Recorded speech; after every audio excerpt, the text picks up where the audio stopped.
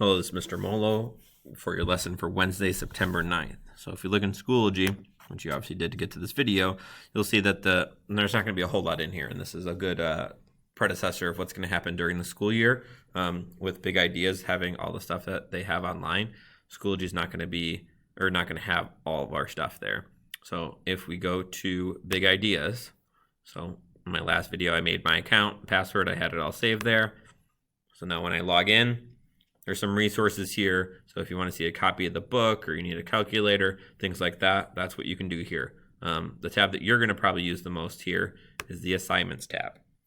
And so up here it says upcoming. So those are all my future assignments, so they can have them there. But Mr. Molo is a bad student and he didn't do his homework on time.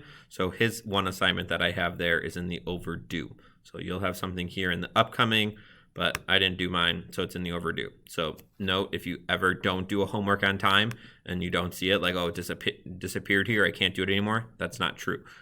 Big Ideas automatically moves it over, so you can still do it.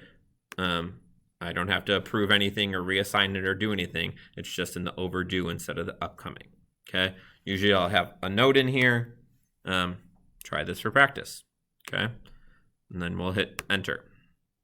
If you've already started it, it'll say resume instead of enter.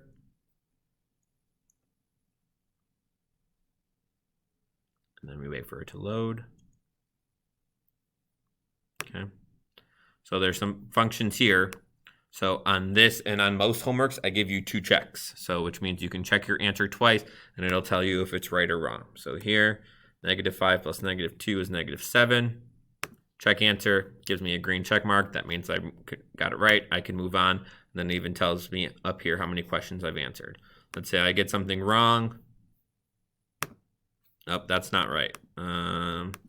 Let's try 12 instead of 13. Oh, that's not right. Okay, well, maybe it's 11. That's not right. Or actually, I don't know if that's right, but it tells me that your teacher has limited you to the number of times you can hit check answer. Okay, so make sure that you're trying. So really you get 3 guesses on here. So I'm going to put in -13 because that's the right answer. Okay, I wouldn't leave 12 in there even though I only get 2 check answers. You know that last check answer was wrong.